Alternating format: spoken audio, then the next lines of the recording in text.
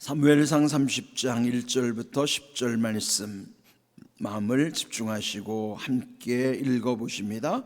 다윗과 그의 사람들이 사흘 만에 시글락에 이른 때에 아말렉 사람들이 이미 네겝과 시글락을 침노하였는데 그들이 시글락을 쳐서 불사르고 거기에 있는 젊거나 늙은 여인들은 한 사람도 죽이지 아니하고 다 사로잡아 끌고 자기 길로 갔더라. 다윗과 그의 사람들이 성읍에 이르러 본즉 성읍이 불탔고 자기들의 아내와 자녀들이 사로잡혔는지라. 다윗과 그와 함께한 백성이 울 기력이 없도록 소리 높여 울었더라. 다윗의 두 아내 이스라엘 여인 아히노암과 갈멜 사람 나발의 아내였던 아비가일도 사로잡혔더라. 백성들이 자녀들 때문에 마음이 슬퍼서 다윗을 돌로 치자 하니 다윗이 크게 다급하였으나 그의 하나님 여호와를 힘입고 용기를 얻었더라. 다윗이 아히멜렉의 아들 제사장 아비아달에게 이르되 원하건대 에봇을 내게로 가져오라. 아비아달이 에봇을 다윗에게로 가져가매 다윗이 여호와께 묻자와 이르되 내가 이 군대를 추격하면 따라잡겠나이까 하니 여호와께서 그에게 대답하시되 그를 쫓아가라. 네가 반드시 따라잡고 도로 찾으리라. 이에 다윗과 또 그와 함께한 600명이 가서 부솔신에 이르러 뒤떨어진 자를 거기 머물게 했으며 또 피곤하여 부솔 시내를 건너지 못하는 200명을 머물게 했고 다윗은 400명을 거느리고 쫓아가니라. 아멘. 인생을 표현할 때 가끔씩 마치 인생에 마치 파란만장하다고도 말을 합니다. 파란이라는 건요, 작은 파도를 파라 그러고 큰 파도를 랑이라고 하는 거예요. 그러니까 파란 만장이라는 건요, 한 장, 이제 우리 키 한 길 한 장이라고 하는데 만장이라고 하면요, 헤아릴 수 없이 이렇게 깊고 높을 때 그걸 만장이라고 하는 거예요. 그러니까 우리 인생에는 끊임없이 작은 파도, 큰 파도, 파란이 아주 헤아릴 수 없을처럼 만장, 그만큼 우리 인생이 험하다는 거죠. 거칠다는 거예요. 여러분, 그 작은 파도야 우리가 견딜 수 있는 정도인데 큰 파도라고 하는 것은 우리의 힘으로는 역부족일 때를 말하는 거예요. 그는 누구나 다 그런 인생을 사는 겁니다. 그는 자기가 원한다고 되는 것이 아니고 어제와 오늘이 다르듯이 오늘과 또 내일은 어떤 일이 우리 앞에 펼쳐질지 우리는 아무도 알 수 없습니다. 그러나 인생이 파란만장하다는 것을 살았던 사람들의 경험이기도 하고 지금 우리가 겪는 일이기도 하지만 앞으로도 다르지 않을 거예요.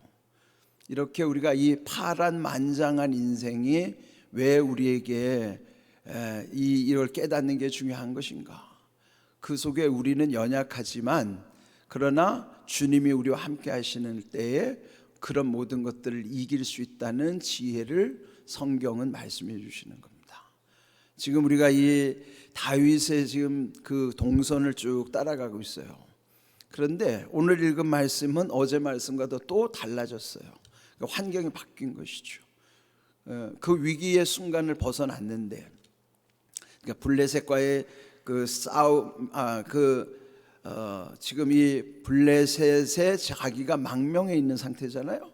그런데 그 블레셋이 자기 조국 이스라엘과 싸우는데 이 다윗이 끼어들 수밖에 없는. 그렇지만은 그 아기스 왕은 이 다윗을 신복 삼아 전쟁에 같이 나가기를 원했지만은 다른 방백들이 아주 극렬히 반대해서 결국은 다윗은 그 전쟁에서 빠져나올 수가 있었어요. 그 자기 조국과 전쟁한다는 게 이게 있을 수도 없는 일이죠. 그것도 이제 하나님이 그를 그 위기의 상황에서 어제 말씀처럼 감당하지 못할 시험 당할 때 피할 길을 내주셨다 한 것이죠. 그게 얼마나 좋아요.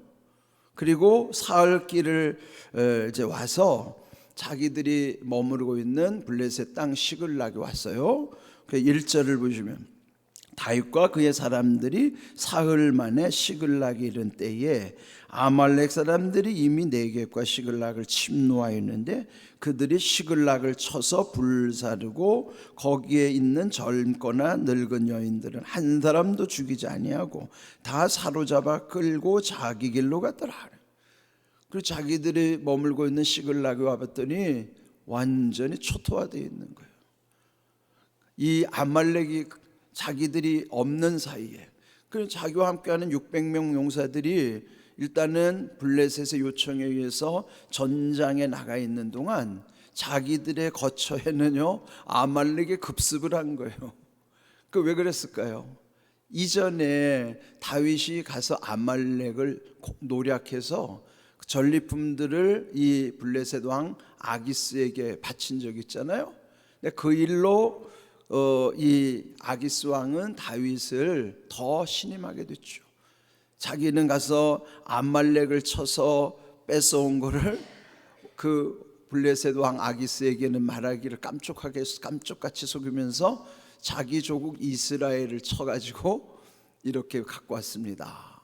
그러니까 자기 조국을 배신하고 이렇게 했다고 거짓을 말했지만 아기스는 깜짝같이 믿은 거예요. 그 자기 조국을 칠 정도로 자기를 그렇게 자기를 위해서 충성한다고 하니까 그 왕의 입장에서 볼 때는 얼마나 다윗을 높이 샀겠습니까? 그런데 여기에 2절에 보니까 이 아말렉이 왜 쳐들어왔는가, 그러니까 보복전을 벌인 거예요. 이전에 다윗이 쳐들어왔던 보복을 또 이들이 어떻게 빠져나간 정보를 입수하고 그 사이에 와서 약탈을 하고, 그런데 여기에 보면은 한 사람도 죽이지 아니하고 다 사로잡아 끌고 갔더라 그랬어요. 그러면 이제 이해가 안 가잖아요. 아니 보복을 하러 왔으면은 자기들이 당한 만큼 갚으려면 이 사람들 다 죽여야 맞는데, 근데 왜 끌고 갔을까? 근데 요게 아주 우리가 생각하면 이해가 안 가지만요 한편으로는 또 이해가 됩니다. 이 아말렉의 그 특징은 탐심이 많은 백성들이에요. 그게 뭐냐면은 사람이 다 돈으로 보이는 거예요. 그래서 지금 이 노예들을 잡아다가 팔면 두당 한 사람당 이거 얼마씩 받을 수 있겠다. 그러니까 여러분 사람이 돈으로 보이면요 그 사람 진짜 무서운 사람이에요.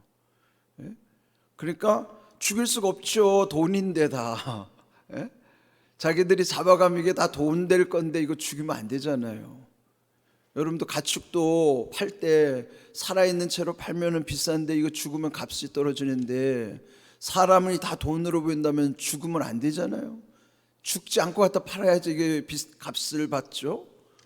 그러니까 그 탐심이란 말이에요. 근데 그 탐심을 누가 이용하는가 하면 하나님이 지금 지키고 계시는 거예요. 그들의 탐심으로 인하여 이 사람들을 다 한 사람도 죽이지 않고 사로잡아 끌고 갔다 그런 거예요. 이것만 봐도 얼마나 은혜입니까? 물론 노략을 당한 거는 고통이지만은 그래도 살아있다는 게 얼마나 감사한 일이에요. 그래서 이제 다 잡혀갔는데 사흘길을 와서 이 자기들이 머무르는 시글락에 왔을 때 다윗 일행들이 얼마나 놀랬겠어요. 왜? 자기 식구들이 다 잡혀갔단 말이에요. 그 3절 다윗과 그의 사람들, 그러니까 왜 600명 용사들이 같이 갔는데 그 600명 용사들의 가족들, 그 가족들이 다 잡혀간 거예요. 3절 성읍에 이르러 본즉 성읍이 불탔고 자기들의 아내와 자녀들이 사로잡혔는지라. 이제 처자식이 다 잡혀간 거예요. 그러면서 4절 다윗과 그와 함께한 백성이 울 기력이 없도록 소리를 높여 울었더라며. 그래 얼마나 여러분 지금 이 상황에서 자기보다 더 귀하게 여기는 것이 자기 자식 아니겠어요? 그러니까 이 가족을 잃은 것에 대한 거는 그 무엇과도 뭐 비교할 수 없잖아요. 그래서 그들이 다윗은 물론이고 함께한 그들 모두가 울 기력이 없을 정도로 울었다. 얼마나 울었는지 울 기력이 없는 거예요. 허탈하죠. 그리고 얼마나 그들이 볼 때는 이 상황이 정말 그 비통하기도 하고 그 감정을 어떻게 다 표현할 수 있겠습니까? 그런데 5절에 보면은 다윗의 두 아내 아히노암, 아비가일도 잡혀간 거예요. 그러니까 다윗의 입장도 보면은 지금 그 두 아내마저 다 포로로 잡혀갔음에도 불구하고 6절 이제 그 다윗과 함께한 600명 사이에 갈등이 생기는 거예요. 평소에는 사이가 좋다가도요, 집에 무슨 일이 생기면 이제 분란이 일어나요. 왜요? 누구 탓이냐? 이게 누구 때문이냐 말이에요. 가정에도 그렇잖아요. 여기 6절에 분란이 일어나는데 그 백성들이 자녀들 때문에 자녀를 다 잡혀갔으니까 마음이 슬퍼서 그 인정할 수 있죠. 문제는 다윗을 돌로 치자 하니 그 뭐예요? 지금까지 다윗을 잘 따라다니다가 이제는 다윗에게 책임을 전가하는 거예요. 야, 이게 다윗 때문이다. 다윗이 예전에 아말렉을 가서 또 건드려 놨고 또 우리가 이 다윗 때문에 이렇게 따라다니다 보니까 이제 우리 가족들이 이렇게 다 포로로 잡혀갔으니 이거 생사를 알 수 없잖아요 지금. 그러니 이 백성들이 지도자인 다윗을 죽이려고 했다며 돌로 쳐서 죽이려고 한 거예요. 이게 참 우리의 마음이 어떤가를 알 수 있어요. 이게 사람 마음이 아침 다르고 저녁 다르고 조변석계라고 그러잖아요. 아침 저녁 그뿐만이겠어요. 화장실 들어갈 때하고 나올 때도 다르다고 하는데, 그러니까 이 사람의 마음을 여러분 믿으면 안 된다고요. 한 가정에서도 보면은 무슨 일이 있으면은 그거 가지고 이게 누구 때문이냐고 탓하잖아요. 또 집안에서 무슨 요즘 보면 뭐 부모님 모시는 것 가지고도 서로 그거 가지고 싸우고, 어떤 일이 일어나면 이게 누구 탓이라고 서로 비난하고, 또 심각한 집은 막 죽일 듯이 싸우는 거예요. 이게 우리의 인간의 죄성이 있기 때문에 지금 여기서 일어나는 현상이나 우리가 경험하는 거나 다르지 않아요. 그러니까 우리는 다 죄인이기 때문에 악한 본성이 있어서 그게 그렇게 다르지 않습니다. 그러니까 이런 위기 상황에서 다윗이 이 일을 어떻게 해결할까요? 다윗이 크게 다급하였으나 그의 하나님 여호와를 힘입고 용기를 얻었더라. 지금 이게 위기 상황이죠. 파란만장한데 이게 지금 작은 파도가 아니에요. 큰 파도라고, 이게 감당할 수 없는. 그래서 크게 다급했지만은 하나님을 인하여 힘을 얻고 용기를 낸 거예요. 그러니까 지금 이 상황에서 서로 마주 보면은 이게 지금 답답한 일이죠. 다윗을 보면 이게 얼마나 답답한 일이에요. 우리 주일날 주신 말씀 고린도후서 4장 8절에 보면은 우리가 사방으로 우겨쌈을 당하여도 쌓이지 아니하고 답답한 일을 당하여도 낙심하지 아니하고 그랬잖아요. 지금 이 상황에서 답답한 일을 당했을 때 낙심할 수밖에 없는 거예요. 근데 다윗은 이렇게 답답한 일을 당했는데도 낙심하지 않았어요. 왜 그랬을까요? 하나님을 힘입었기 때문이고 하나님으로 인하여 용기를 얻어서 낙심하지 않는 거예요. 하나님이 함께 하시지 않으면은 낙심할 수밖에 없는 게 이 상황이란 말이에요.